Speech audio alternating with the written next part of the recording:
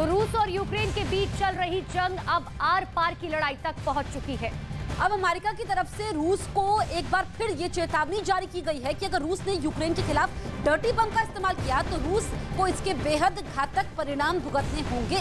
Biden प्रशासन की चेतावनी ऐसे वक्त में आई है जब रूस खुद यूक्रेन पर यह आरोप लगा रहा है कि यूक्रेन कभी भी रूस के खिलाफ टैक्टिकल वेपन यानी कि डर्टी बम का इस्तेमाल कर सकता है।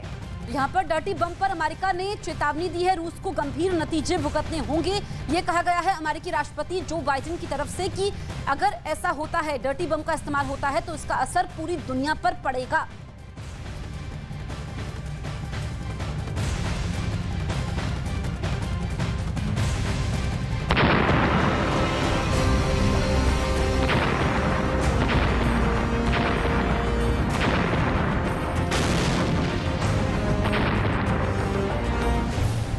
बम पर छिड़ा संग्राम।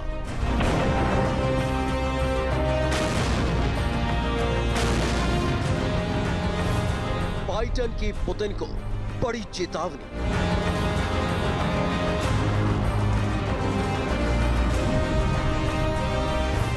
रूस को भुगतने होंगे गंभीर अंजाम।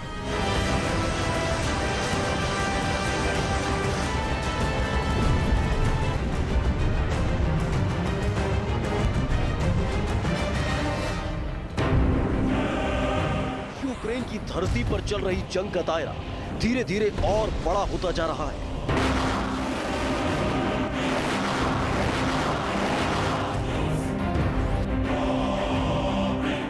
ये जंग अब सिर्फ ज़ेलेंस्की और पुतिन की साख की जंग नहीं है, बल्कि ये जंग उन देशों की भी बन चुकी है जो देश रूस और यूक्रेन का साथ दे रहे हैं। यही वजह है कि एक दूसरे को शिकस्त देने के लिए उस वॉर मशीनरी का जिक्र जोरों पर होने लगा है, जिसकी चर्चा भर से दहशत पैदा हो जाती है। ऐसी एक चर्चा इस वक्त उस डर्टी बम को लेकर छिड़ी है, जिसके इस्तेमाल की धमकियां लगातार अब दी जा रही हैं। यही वजह है कि अमेरिका के राष्ट्रपति जो बाइडेन ने डर्टी बम को लेकर पुतिन के खिलाफ एक बड़ी वार्निंग जारी की है। अगर रूस यूक्रेन के खिलाफ टैक्टिकल परमाणु हथियार का उपयोग करता है तो रूस एक अविश्वसनीय रूप से गंभीर गलती करेगा।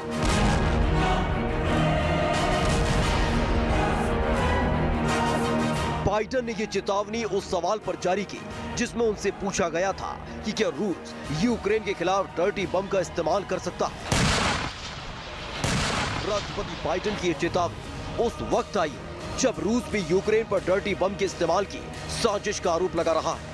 Ukraine has the capacity, Ukraine has all the reasons to do so, because we know that Zelensky regime wants to avoid, first of all, defeat.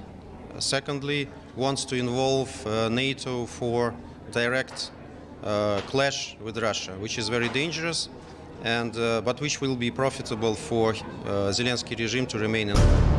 उधर रूस के आरोपों पर सीधे अमेरिका की रक्षा मुख्यालय पेंटागन से बयान आया है। पेंटागन के प्रवक्ता ब्रिगेडियर जनरल पैट राइडर ने रूस के आरोपों को खारिज करते हुए कहा कि अभी तक ऐसा कोई भी सबूत नहीं मिला है कि यूक्रेन रूस के खिलाफ डर्टी बम का इस्तेमाल करने में जुटा हुआ है। U.S. standpoint, the allegations that Ukraine is building a dirty bomb are false. We have not seen at this time, though, any indication that Russia has made a decision or intends to employ nuclear weapons or a dirty bomb. But again, it's something that we'll continue to watch closely.